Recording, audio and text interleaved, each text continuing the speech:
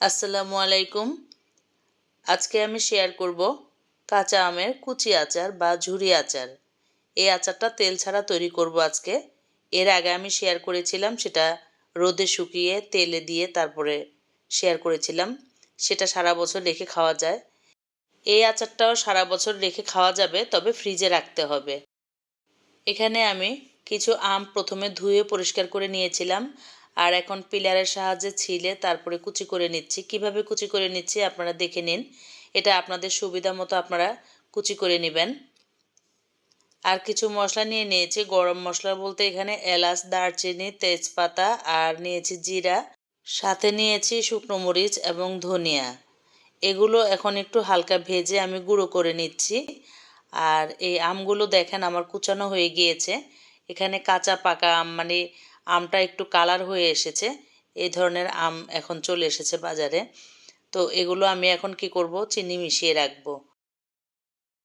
চিনি মিশিয়ে কিছুক্ষণ রেখে দিলে পানি উঠে আসবে, তারপর আমি চলে যাব চুলায়। আর এখানে আমি হাফ কাপ ভিনেগার দিয়েছি 2 কাপ চিনি। তো এগুলোকে আমি এখন উল্টে পাল্টে মিশিয়ে নিব খুব ভালো করে, আর রেস্টে রেখে দিব আধা ঘন্টা।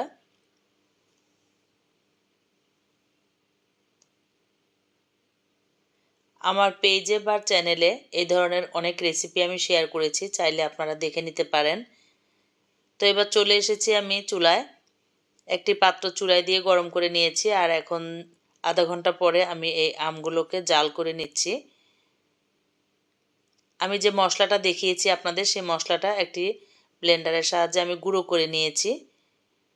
সামান্য একটু হলুদ আর সামান্য একটু মরিচের গুঁড়া আমি এখানে ব্যবহার করছি কালার হওয়ার জন্য। খুব সুন্দর একটা কালার আসবে সেজন্য।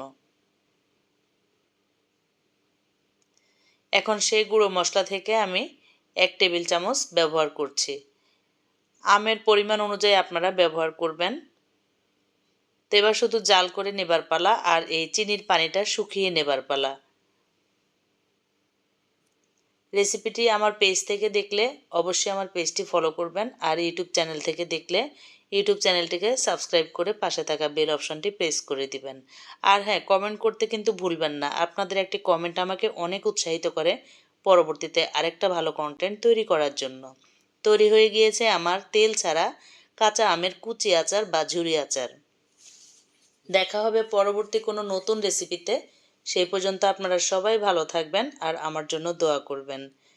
এই আচারটা আমরা টেবিলে রেখে 1 সপ্তাহ খেতে পারবো, আর 1 সপ্তাহের বেশি না রেখে আমরা ফ্রিজে রেখে সারা বছরই কিন্তু খেতে পারবো।